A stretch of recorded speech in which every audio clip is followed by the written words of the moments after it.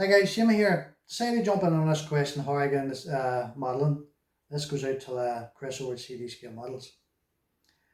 I'm at modelling now about 30 odd years. My dad got me into it. He was into the big rigs, mainly so the American rigs. The, back then, in the early 70s, I was young then, I was only about 10-year old. Uh, he built all those.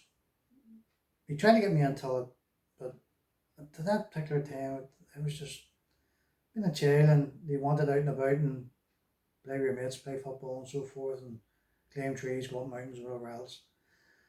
But slowly but surely I got into it. He got me one or two kits every so often, small kits. To start off with was mainly, I remember it was a half track.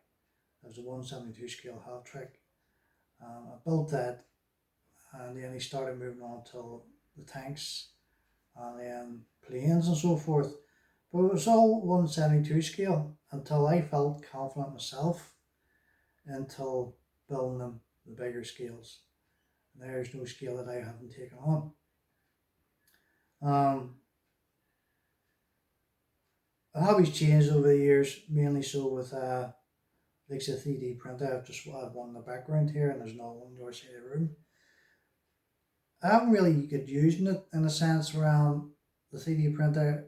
I really only printed off a few things on it since I got it there in January. Um, Scratch building is another thing. I do it occasionally. If it needs done, I'll give it a go. Um, but I'm off topic or so. How I really get into it was, as I say, my dad. He would buy me a kit every so often, and it snowballed from there. Basically, um, he was into, say, the American rigs and the space theme. Then sadly, my dad's no longer with us now. He was building right up until I was an early teenager. Um, those models he built all those years ago, I couldn't tell you where they went. I don't know whether they sold them, given them away, or binned them. I just don't know. But I do remember in building the first model that I ever seen, which was I could be 100% sure it was a Peterbilt. Uh, it was blue, metallic blue. I remember it, and then the box trailer, the main 40-foot trailer was silver, bridge trailer. I can remember him building for weeks and weeks and weeks on end. Every time he would finish work, he would come in and he would add to it, a wee bit here and a wee bit there, until he finally got it done. As I say, I remember it being blue and all the chrome work around the mirrors and the bumpers and so forth. For the life of me, I don't know where that kit went to. Don't know why, as I say, give it away or whatever else, or I got the hold of it and destroyed it at that age. I just don't know, so I can't ask him more, so he's not here to answer the question, so unfortunately. But to say, it has changed a lot over the years, mainly so the paint it's constantly been updated. You've acrylics, the enamels. I don't really use enamel because it takes very long drying. So I would use more or less the acrylics, like the Tamiya, it's Valero, and Mr. Hobby paints, something very similar to Tamiya. Um, occasionally, occasionally, I would use the enamel and saying I would be only a brush full. It wouldn't be really like sort of painting the full body shell or anything like that. It could be maybe for maybe doing a wing where it's maybe gloss black or something like that. I would use enamel, or maybe a center of a hood cap or a wheel or some sort. I would use enamel very, very rarely. Um, Glue is another thing. It's changed over the years. Mainly you've got the quick setting glue from Tamiya. Back then I can remember being a tube glue. It was a glue I used. I think you can still get it. It's called UHU. It was almost like stringy, and you had strings of glue coming off the end of the tube, and then it would fall maybe onto the body of the plane or Kennedy or something like that, and it would just destroy it. It was a nightmare to use until I started picking up on Rebels glue. Still a bit stringy on it, but more manageable. Uh, Airbrushing. I've taken that up 20 years maybe. Um, Learning from the 1-to-1 scale. When I left school, I went into apprenticeship with BMW and done my body work and excellent body repair and spray paint refinishing. Been a couple of manufacturers over years. Honda, worked for Honda for a short spell. I was down in the south of Ireland working for a few years until my father fell sick, so I had to go back up here again. Again, that was another coach building. The limousines and horses, they were actually built for the continent, like say Europe, so we shipped them across. Anyway, off topic again now. A lot has changed in this hobby. A lot. It's still evolving, so it is. I had two sons. One's coming 19 and the other one's coming 14, 15. And they're recently just getting into the hobby. Now, saying that, my son Tiernan, the oldest one, he's into the 700 scale ships. He bought a load there a while back, and I did show him on the channel. He wants me to build them. I buy them and you build them, he says. I said, well, you're not going to get into the hobby that way of not building for yourself. Nathan is different kettle of fish. He's a wee bit younger, 14, coming 15. The trustable or a hobby knife most times? No, he wouldn't be, no, because he can barely use a fork. They cut themselves or doing something stupid. So he's into his German armour. Nathan, the youngest one. So in the middle of trying to get him to sit with me at the bench here behind me and just follow me and try and pick up wee bits and pieces along the line. And then if I feel he's confident enough, then I'll sit beside him and let him walk away.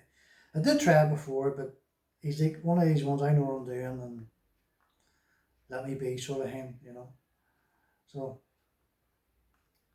only time will tell if he follows it if he picks it up from where he leaves it off. So like I say, guys, hobby's always evolving, always changing. It's always different ways of molding the kits, building the kits.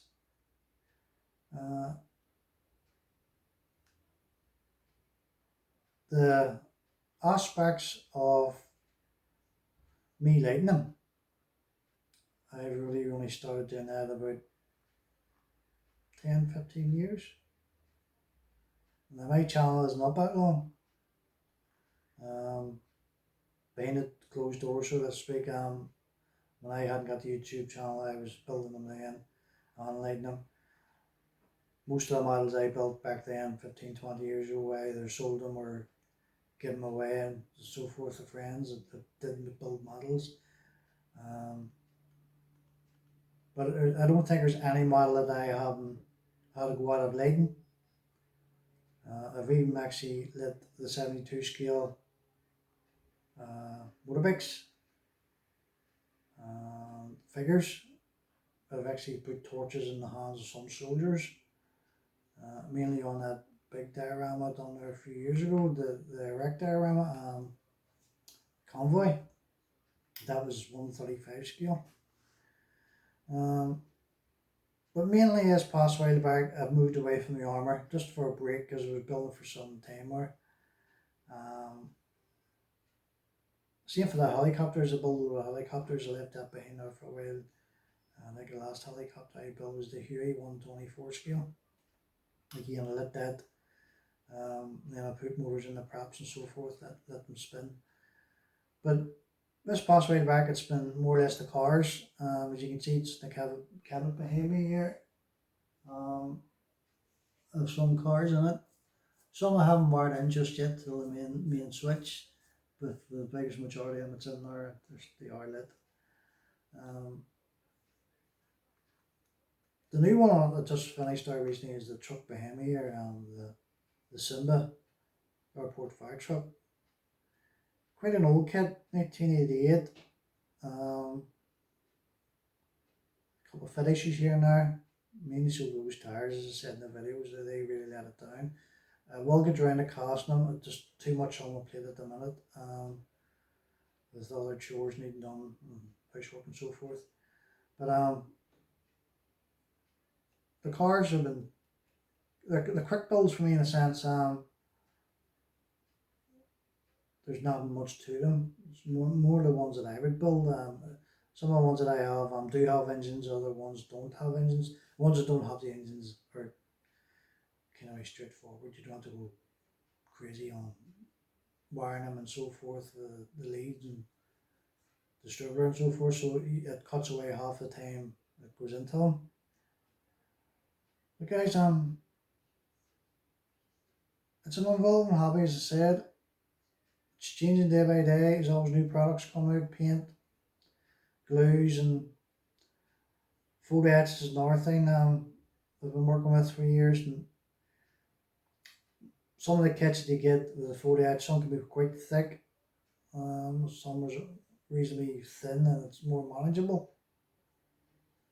But anyway, rambling on here. So that's really how I get into the modelling. Through my father, God rest him. He loved all his big rigs and the space theme then.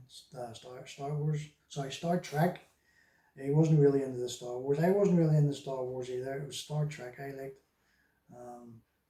I think it was AMT kits or ERLT or something like that they were called back then in the 70s. I do have a lot of AMT kits, Star Trek. I just haven't got around to building them.